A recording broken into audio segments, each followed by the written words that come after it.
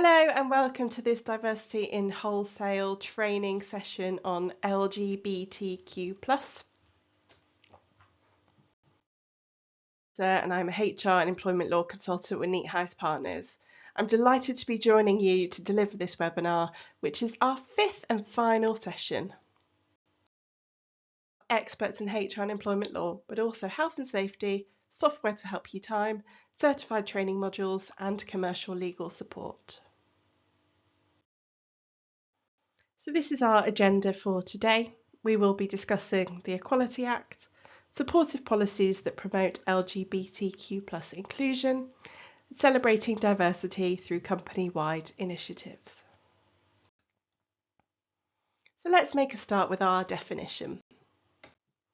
The acronym LGBTQ+ stands for a range of identities and experiences.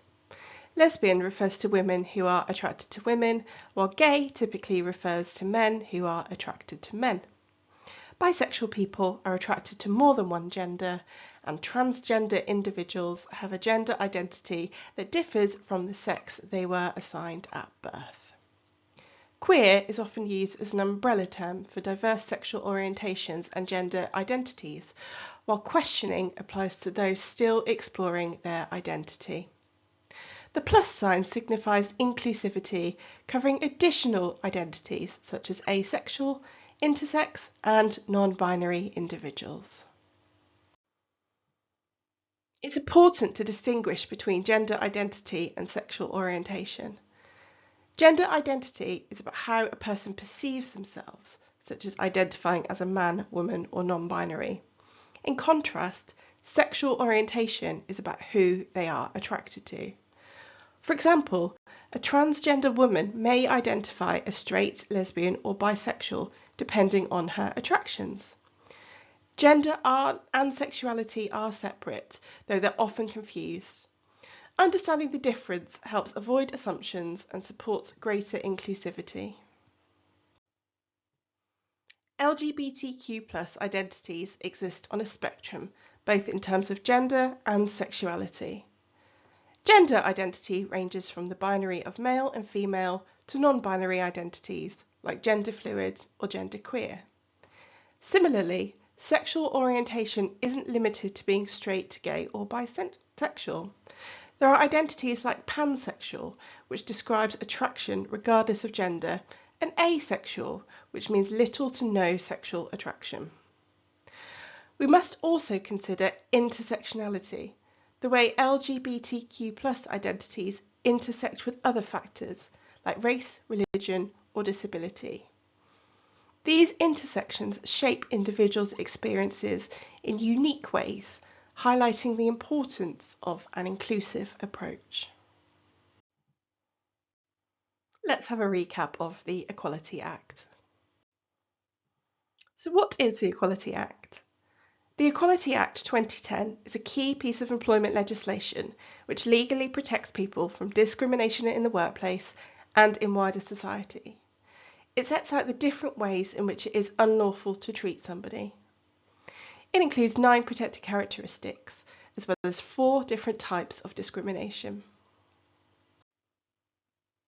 What is a protected characteristic?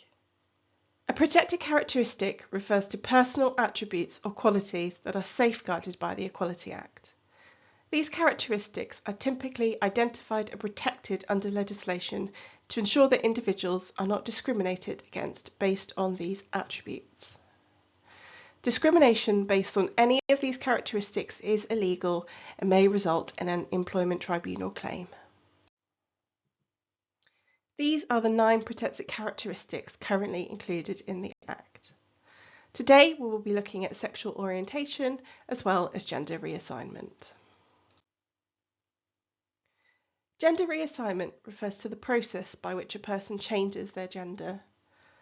Under the Equality Act, it is not necessary for the person to have undergone medical procedures, such as surgery or hormone therapy. A key point is the intent to live as a different gender, or the fact that a person has changed gender, whether permanently or temporarily. Transgender people are those who identify with a gender different from the one assigned to them at birth. Gender reassignment covers anyone who has undergone, is undergoing, or intends to undergo a process to transition from one gender to another. The characteristic of sexual orientation is about a person's attraction or lack of attraction to others and is protected under the Act. The Act defines sexual orientation as a person's sexual attraction to persons of the same sex, persons of the opposite sex, persons of either sex. There are 4 different types of discrimination recognised under the Equality Act. Direct discrimination is treating someone less favourably because of a protected characteristic.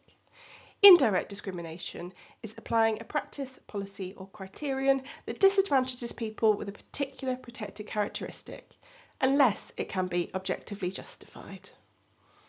Harassment is unwanted conduct related to a protected characteristic that has the purpose or effect of violating a person's dignity or creating an intimidating, hostile, degrading, humiliating, or offensive environment. Victimization is treating someone unfairly because they have made a complaint about discrimination or have supported someone else's complaint. Harassment might be direct or indirect. So, for example, being subjected to derogatory comments, jokes, or slurs about being transgender or gay. Repeatedly being called by the wrong name or pronouns intentionally after informing colleagues of their gender identity. Offensive questions or invasive comments about someone's transition, such as surgery or personal relationships. A team culture that tolerates homophobic jokes or openly mocks LGBTQ+ individuals, making the employee feel unwelcome or marginalised. Displaying offensive material, such as posters, cartoon, or online content in shared workspaces. Association. If an employee is harassed due to their association with someone who is transgender or gay, even if they are not. For example, a colleague taunts an employee for attending an LGBTQ+ pride event and is harassed because of this. Perceptions or assumptions. Harassment based on assumptions about a person's sexual orientation or gender identity is covered. So, for example, an employee being mocked as gay because he doesn't conform to gender stereotypes. Or a colleague spreads rumours about someone undergoing gender reassignment when it's not true. When an employer or co-workers fail to respect adjustments for a transitioning employee, such as toilet access, updating records, or using chosen names and pronouns, this may amount to direct discrimination. If an employee complains about discrimination or harassment and faces retaliation or worse treatment as a result, this might include exclusion from meetings, pay rises, or other less favourable treatment. The Worker Protection Act, which is an amendment of the Equality Act, came into law earlier this year. The Act means that employers now have a duty to take reasonable steps to prevent their employees from being sexually harassed during the course of their employment, including sexual harassment from third parties. The Act.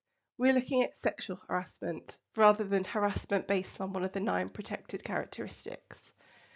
This can simply be sexual in nature rather than sexually motivated. So if I put this into a working example, making sexually suggestive jokes about colleagues' clothing in a workplace setting, even if the intention was to be humorous rather than seeking sexual gratification, would still be considered sexual harassment because the behaviour is unwanted and sexual in nature. Unwanted behaviour of a sexual nature that violates someone's dignity, creates an intimidating, hostile, degrading, humiliating, or otherwise offensive environment. This can be verbal, non-verbal, or physical. So who is liable if a claim is made? If an employee makes a claim to the Employment Tribunal, then the employer is liable if an employee discriminates against another on the basis of their sexual orientation or gender reassignment.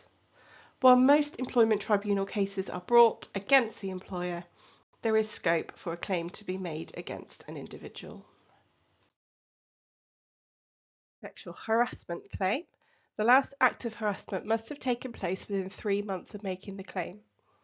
An employee or worker cannot bring a claim to the employment tribunal for this alone, as this is not a freestanding claim. They will first have to demonstrate that they have been harassed because of a protected characteristic before the tribunal can determine if the employer has fulfilled their preventive duty. If the employment tribunal finds that the employer has not taken reasonable steps to prevent sexual harassment from occurring in the workplace, then they may add up to a 25% uplift to any award given. So what are the awards from the employment tribunal? There is no limit on compensation for discrimination claims. In the year 2023-2024, the average sexual orientation discrimination compensation award was $27,000, with the maximum award being $47,000. So it is cost effective to get this right. Mrs. Taylor, a gender fluid and non-binary employee, brought a claim against Jaguar Land Rover in 2020 under the Equality Act, alleging harassment, discrimination and victimisation. The case clarified that gender reassignment under the Act includes gender fluid and non-binary identities. The tribunal found that Jaguar Land Rover were liable for failing to prevent harassment and victimisation and awarded Ms. Taylor £180,000 in damages. This landmark case underscores the Equality Act's protection of gender diverse individuals and highlights employers' responsibility to foster inclusivity and address discrimination proactively. Alright, so let's move on to our next topic, supportive policies that promote LGBTQ+ inclusion. Effective inclusion begins with policies that are clear, comprehensive and explicitly protective. Your anti-discrimination and anti-harassment policies should explicitly mention sexual orientation and gender identity to avoid ambiguity. This communicates to all employees that such behaviours will not be tolerated. You should have an equal opportunities policy to make it clear that individuals will be treated fairly. Making maternity and paternity leave policies more inclusive is essential for ensuring that all employees feel supported. A simple way to start is by replacing traditional maternity and paternity leave terms with parental leave, making the policy gender neutral. This ensures that all parents, regardless of their gender or sexual orientation, can take equal leave to care for their child. For same-sex couples, it's critical that both parents can access leave for the birth or adoption of a child. This may involve expanding policies to include adoption leave for same-sex couples. Using inclusive language, like referring to the primary caregiver, secondary caregiver, or simply parent, avoids assumption about gender roles.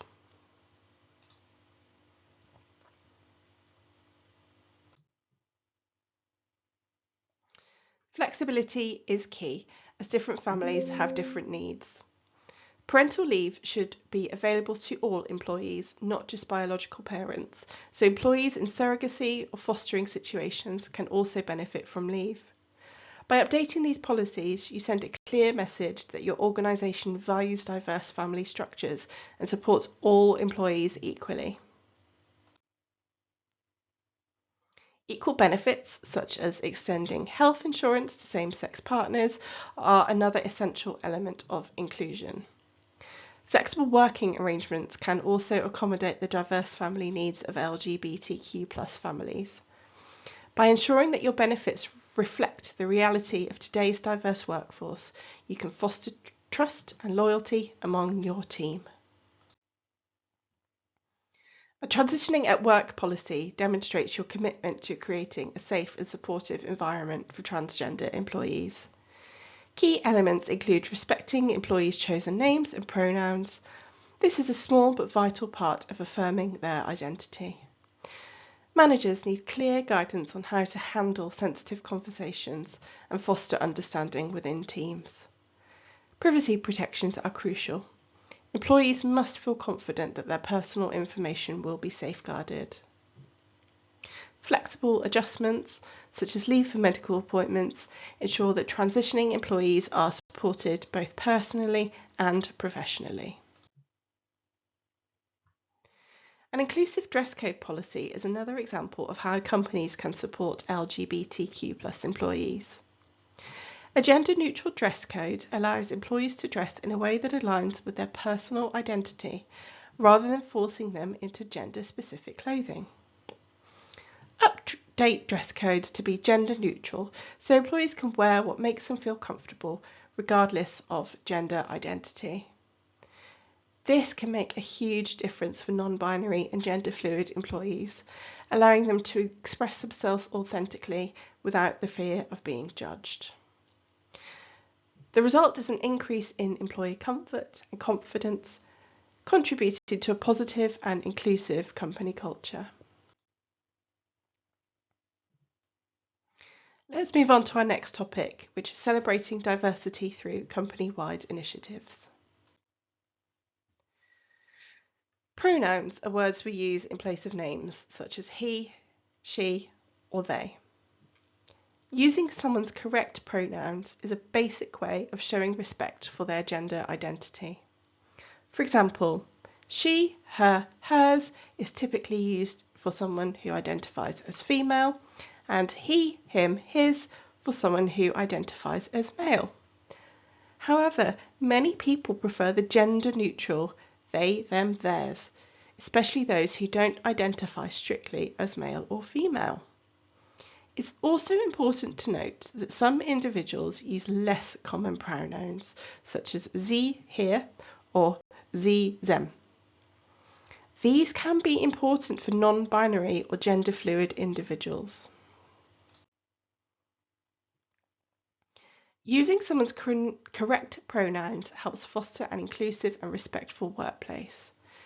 It also avoids making assumptions about a person's gender based on their appearance, which can be harmful. If you're ever unsure of someone's pronouns, it's perfectly fine to politely ask, or if comfortable, introduce yourself with your own pronouns as an example. One of the best ways to encourage the use of correct pronouns is to make it part of your workplace culture.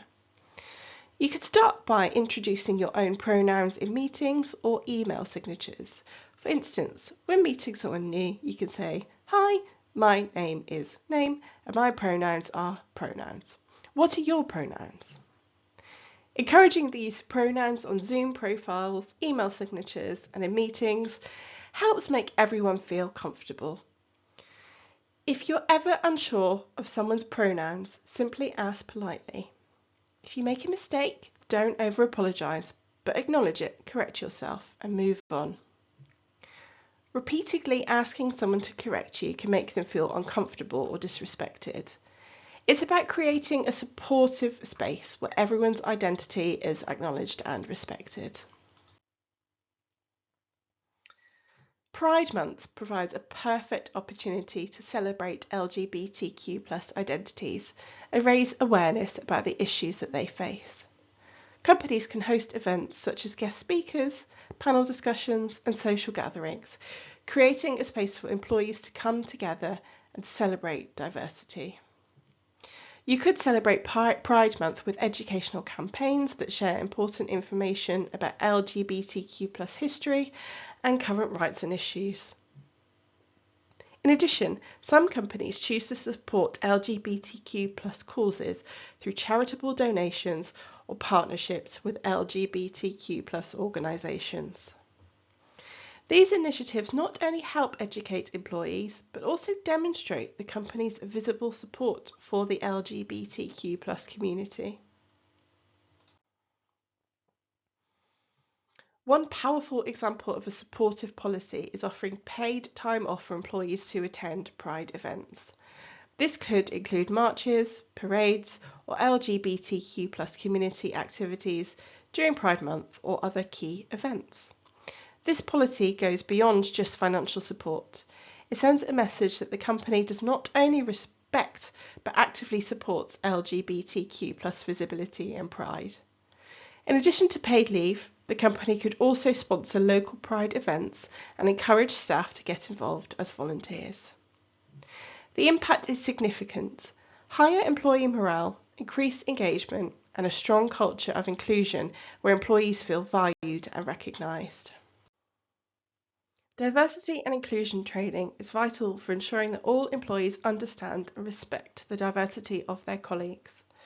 Workshops focused on LGBTQ+ issues, such as the importance of using correct pronouns, understanding gender identity, and supporting LGBTQ+ rights, can greatly enhance workplace culture. You could offer interactive workshops led by LGBTQ+ advocacy organisations. These training sessions help employees become allies and better understand the challenges LGBTQ+ colleagues may face. Regular training not only educates but also reduces unconscious bias and discrimination in the workplace, fostering a more inclusive and respectful environment. Visible allyship is a simple yet powerful way to show support for LGBTQ+ colleagues. By using visible symbols like rainbow lanyards or pronoun badges, employees can demonstrate that they are allies and create a welcoming environment for LGBTQ+ staff. These small but meaningful gestures show that the company not only supports LGBTQ+ employees, but actively promotes inclusivity. Encouraging inclusive language, such as partner, instead of assuming gender terms like husband or wife, helps normalise respectful conversation and inclusivity in everyday communication. Thank you for watching today's session. I have really enjoyed taking you through our diversity and inclusion topics over the last 5 months.